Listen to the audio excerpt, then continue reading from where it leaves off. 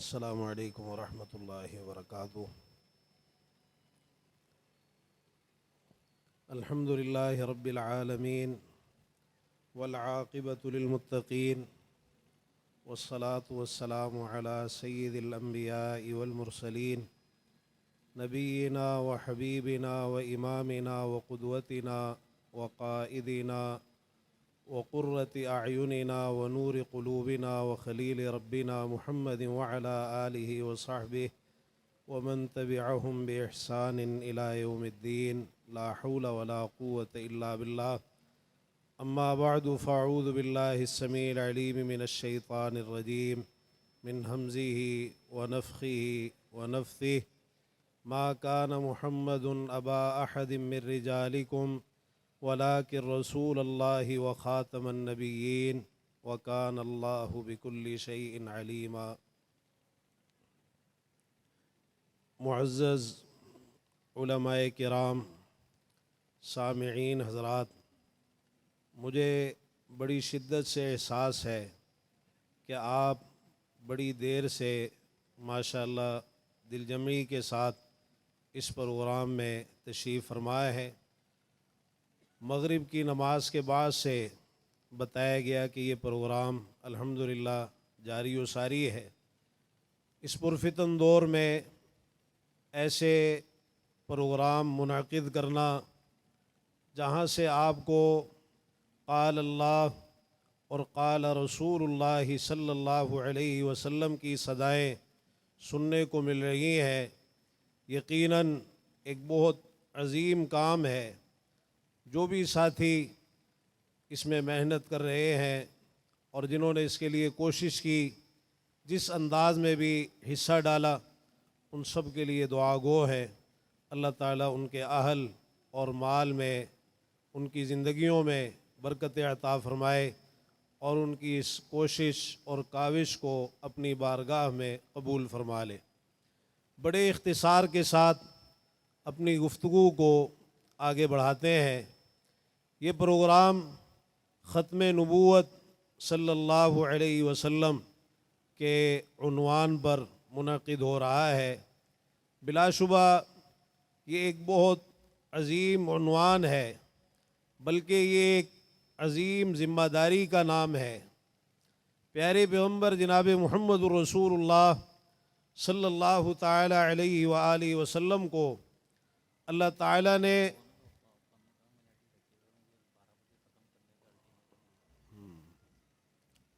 نبی اور رسول منتخب فرمایا۔ نبوت کسبی چیز نہیں ہے بلکہ وہبی چیز ہے، اللہ تعالیٰ کی عطا اور اس کی دین ہے۔ اللہ تعالیٰ نے نہ صرف آپ کو نبی اور رسول منتخب فرمایا، بلکہ تمام نبیوں رسولوں میں سب سے اعلیٰ، سب سے افضل، سب سے برتر، سب سے اکمل اور سب سے اجمل اللہ تعالیٰ نے آپ کو بنایا ہے ہر اعتبار سے۔ ایک بہت بڑا یہ اعزاز اللہ تعالیٰ نے آپ کو عطا فرمایا کہ سلسلہ نبوت اور رسالت کو اللہ تعالیٰ نے آپ کی ذات پر ختم فرما دیا ہے۔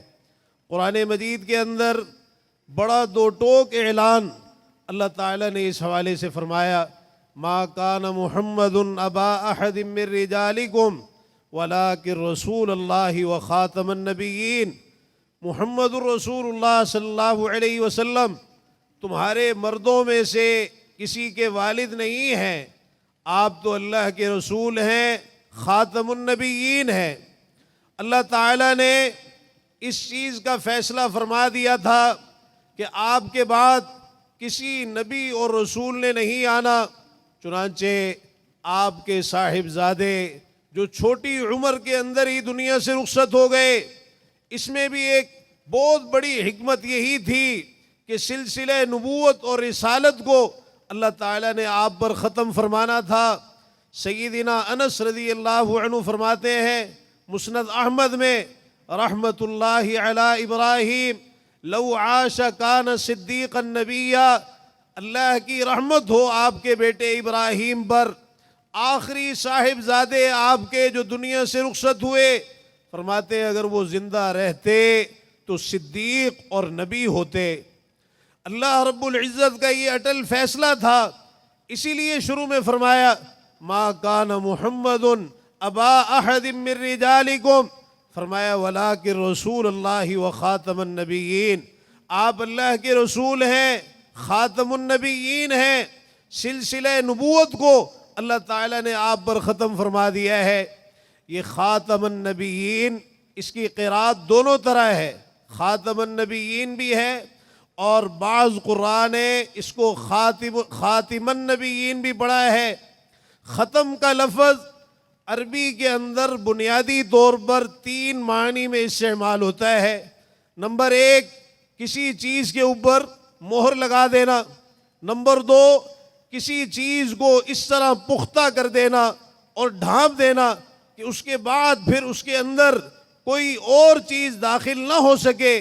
اور نمبر 3، کسی چیز کا آخر اور اس کی انتہا۔ یہ تینوں معنی امام الانبیاء والمرسلین سید الاولین والآخرین جناب محمد الرسول اللہ صلی اللہ تعالی علیہ وآلہ وسلم پر صادق آتے ہیں۔ قرآن مجید میں اللہ تعالیٰ نے جہاں بھی آپ کا تذکرہ فرمایا وہاں خاص طور پر آپ کی ختم نبوت کو اجاگر فرمایا۔ دیکھیے اللہ تعالیٰ نے قرآن مجید میں ذکر فرمایا ہے، جہاں بھی ذکر کیا آپ کے ساتھ آپ سے پہلے نازل ہونے والی آسمانی کتابوں کا ذکر کیا ہے۔ پورے قرآن کے اندر کہیں بھی اللہ نے یہ نہیں ذکر کیا کہ آپ کے بعد بھی آسمان سے کچھ اترا ہے یا کچھ نازل ہوا ہے۔ والذین یؤمنون بما انزل الیک وما انزل من قبلک لیکن الراسخون فی العلم منہم والمؤمنون یؤمنون بما انزل الیک وما انزل من قبلک، جو کچھ آپ کی طرف اتارا گیا اور جو کچھ آپ سے پہلے رسولوں کی طرف اتارا گیا، آپ کے بعد کچھ نہیں اتارا گیا۔ اللہ تعالیٰ نے وحی کے سلسلے کو آپ کے دنیا سے رخصت ہوتے ہی منقطع فرما دیا، وحی کا سلسلہ آپ کے دنیا سے جاتے ہی ختم ہو گیا، اس کا سلسلہ جو ہے وہ رک گیا۔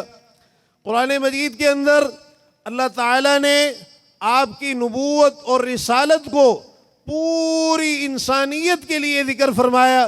قُلْ يَا أَيُّهَا النَّاسِ إِنِّي رَسُولُ اللَّهِ إِلَيْكُمْ جَمِيعًا، اصل میں اس میں بھی اللہ تعالیٰ نے آپ کی ختم نبوت کو اجاگر کیا ہے کہ اب قیامت تک کے لیے کسی نبی نے نہیں آنا، تا قیامت اب صرف اور صرف آپ ہی کی نبوت ہے، آپ ہی کی رسالت ہے۔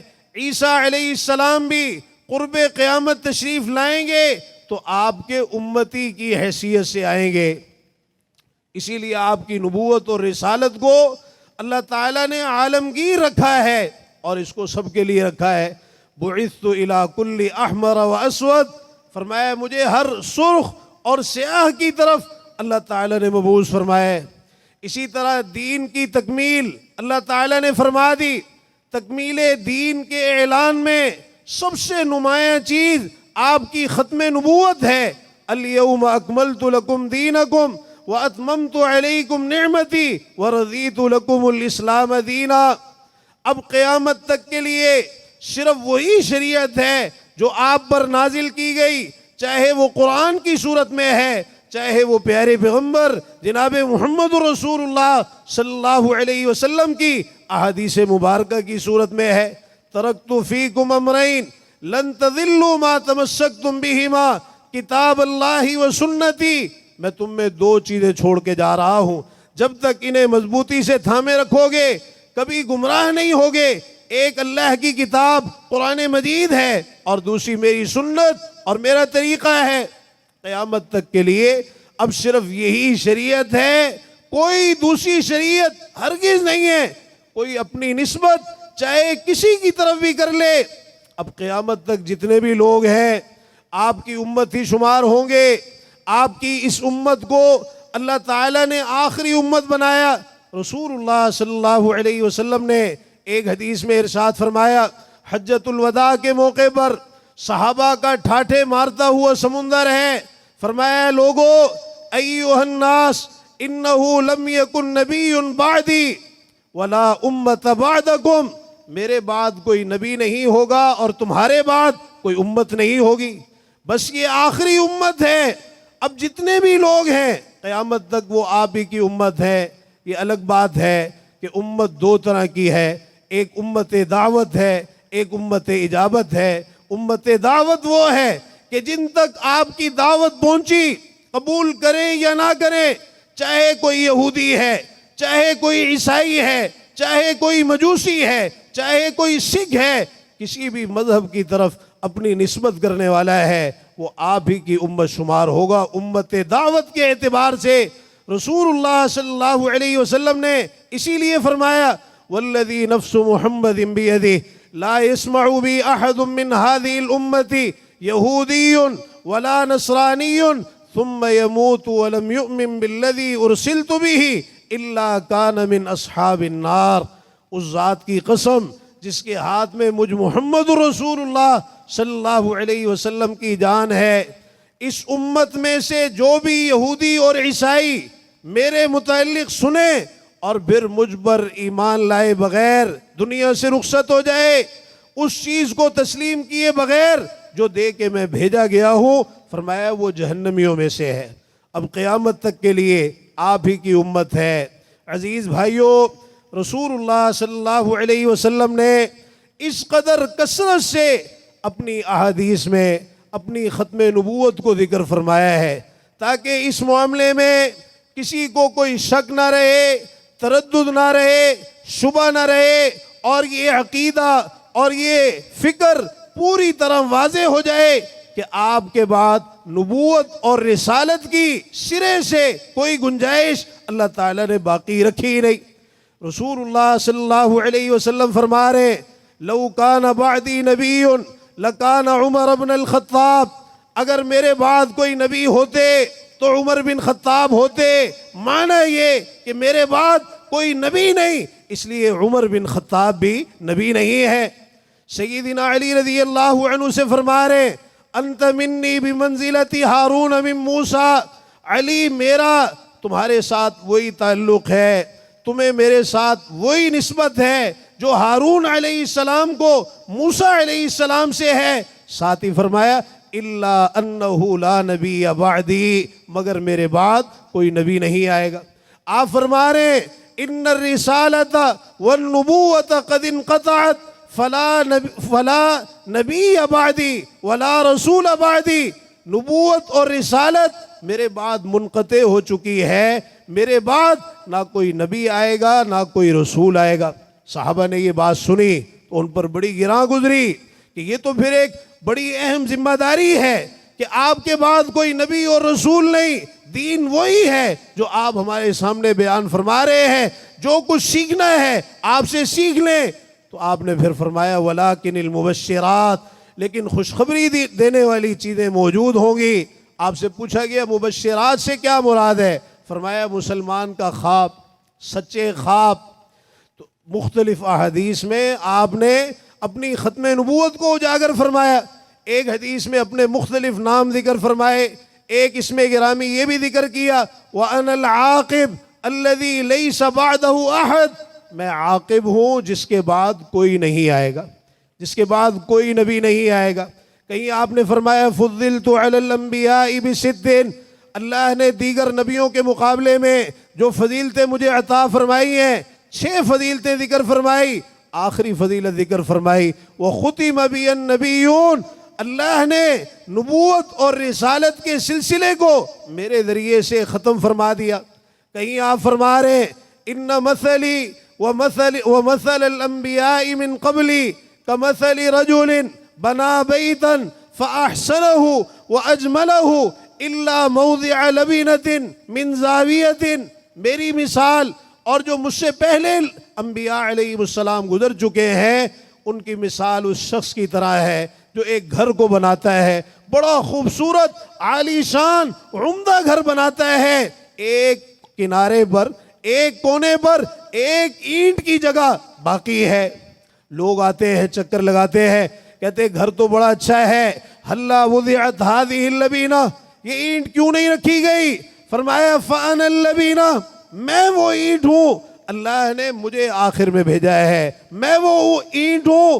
اب یہ سلسلہ نبوت اور رسالت میرے آنے کے بعد اللہ نے اس کو مکمل فرما دیا ہے۔ تو رسول اللہ صلی اللہ علیہ وسلم نے اس چیز کو بڑی وضاحت کے ساتھ اجاگر فرمایا۔ ہاں، آپ نے یہ بھی ذکر فرمایا ہے، نبی ہوں گے میرے بعد، ایسے لوگ آئیں گے جو نبوت کے دعوے کریں گے لیکن وہ کذاب ہوں گے، دجال ہوں گے۔ فرمایا یکون فی امتی 30 کذابون دجالون کلہم یزعم انہ نبی اللہ، میری امت میں 30 کذاب اور دجال ہوں گے، ہر ایک یہ دعویٰ کرے گا کہ وہ اللہ کا نبی ہے۔ ایک حدیث میں آپ نے 4 عورتوں کا بھی ذکر فرمایا ہے، 4 عورتیں بھی ایسی ہوں گی جو نبوت اور رسالت کا دعویٰ کریں گی۔ تو عزیز بھائیو، یہ ایسا 2 ٹوک عقیدہ ہے کہ اس میں کسی قسم کی کوئی لچک نہیں ہے۔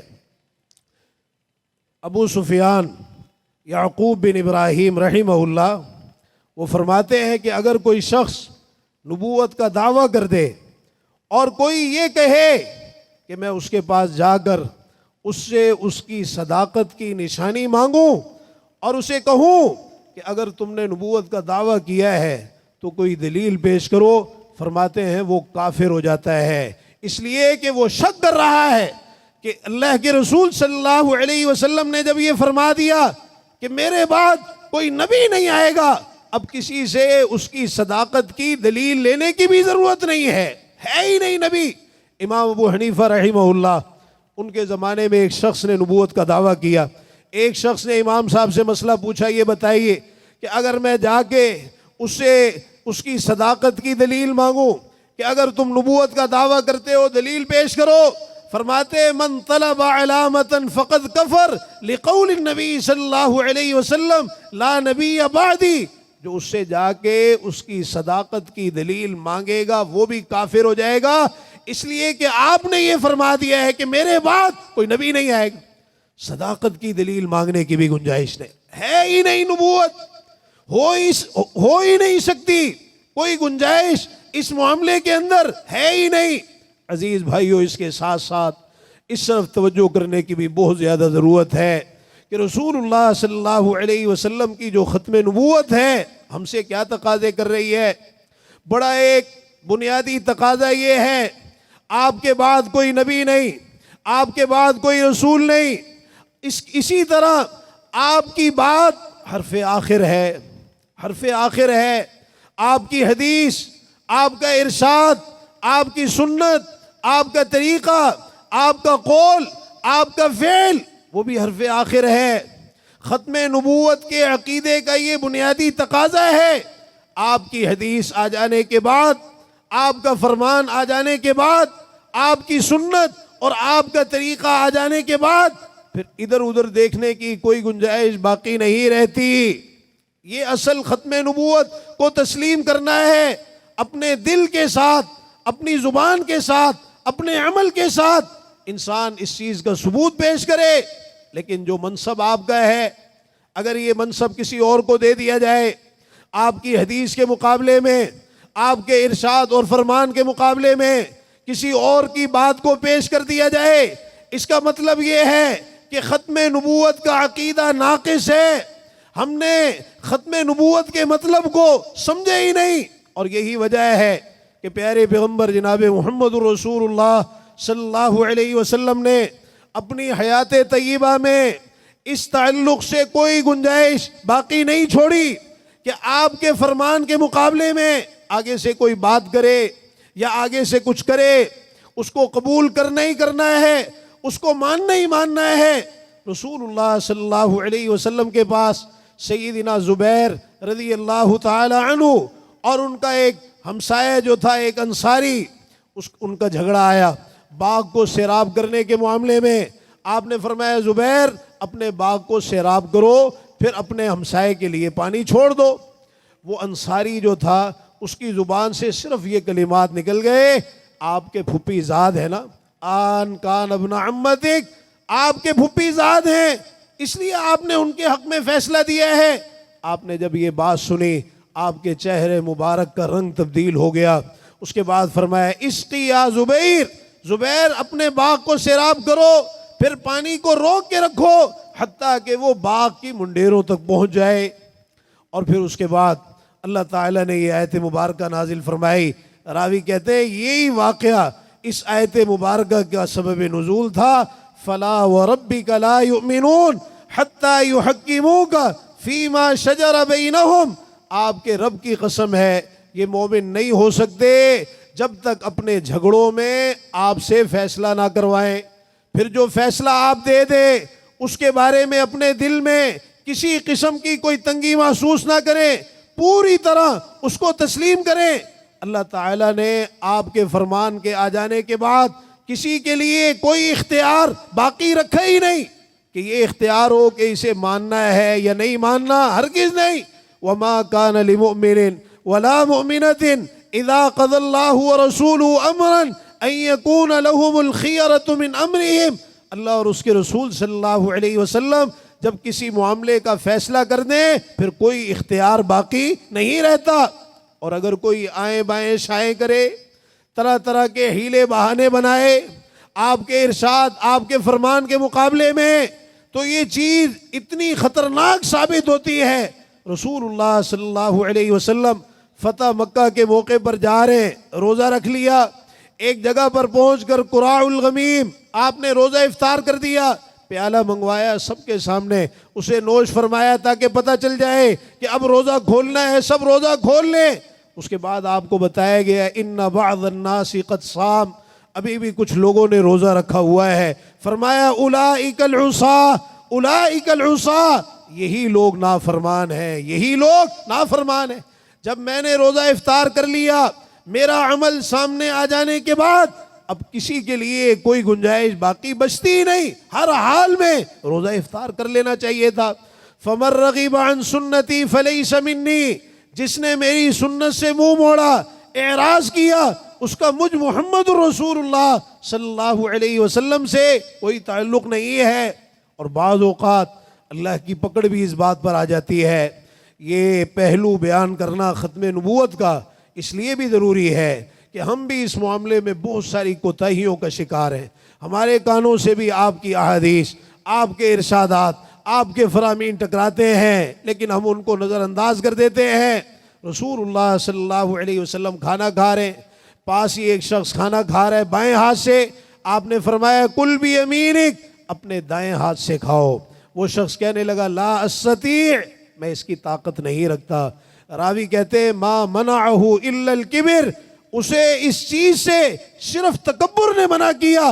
کہتے ہیں فما رفعها الی فیہ، پھر ساری زندگی وہ اپنے منہ تک اپنے ہاتھ کو نہ لے جا سکا. اس نے آپ کی حدیث، بات تو بڑی معمولی سی تھی، دائیں ہاتھ سے کھانا کھاؤ، لیکن آپ کے ارشاد اور آپ کے فرمان کے مقابلے میں ادھر ادھر کی باتیں کرنا. صحابہ کرام رضی اللہ عنہم اسی لیے بعض مواقع پر بڑا سخت جواب دیا کرتے تھے. سیدنا ابو ہریرہ رضی اللہ عنہ فرماتے ہیں اذا حدثتک عن رسول اللہ صلی اللہ علیہ وسلم حدیثا فلا تضرب له الامثال، جب میں تمہیں اللہ کے رسول صلی اللہ علیہ وسلم کی حدیث بیان کروں پھر آگے سے مثالیں بیان نہ کیا کرو. سیدنا عمر رضی اللہ عنہ اپنے دور خلافت میں ایک مصلحت کے تحت لوگوں پر حج تمتع کے حوالے سے پابندی لگاتے ہیں. ایک شخص آیا عبداللہ بن عمر رضی اللہ عنہما کے پاس، جامع ترمذی کی روایت، کہنے لگے حج تمتع کرنا چاہیے. کہا بالکل کرنا چاہیے، اللہ کے رسول صلی اللہ علیہ وسلم نے کیا ہے. کہا دیکھیے آپ کیا کہہ رہے ہیں، آپ کے والد تو اس سے منع کر رہے ہیں. کہا یہ بتاؤ دین میرے والد پہ اترا ہے یا محمد رسول اللہ صلی اللہ علیہ وسلم پہ اترا ہے؟ کہنے لگا اللہ کے رسول صلی اللہ علیہ وسلم پہ اترا ہے. فرمایا امر ابی یتبع ام امر رسول اللہ صلی اللہ علیہ وسلم، میرے والد کی بات مانی جائے گی یا اللہ کے رسول صلی اللہ علیہ وسلم کی بات مانی جائے گی؟ میرا دل کر رہا تھا کہ میں مزید کچھ گفتگو آپ کے ساتھ کروں، لیکن وقت اجازت نہیں دے رہا، اس پروگرام کو سمیٹنا ہے. اللہ تعالی ہم سب کا یہاں جمع ہونا قبول فرما لے اور ہمیں صحیح معنی میں ختم نبوت کے عقیدے کو سمجھنے اور اس کے جو ہم سے تقاضے ہیں اللہ تعالیٰ ان کو پورا کرنے کی توفیق عطا فرما دے۔ وآخر دعوانا الحمد للہ رب العالمین۔ جزاک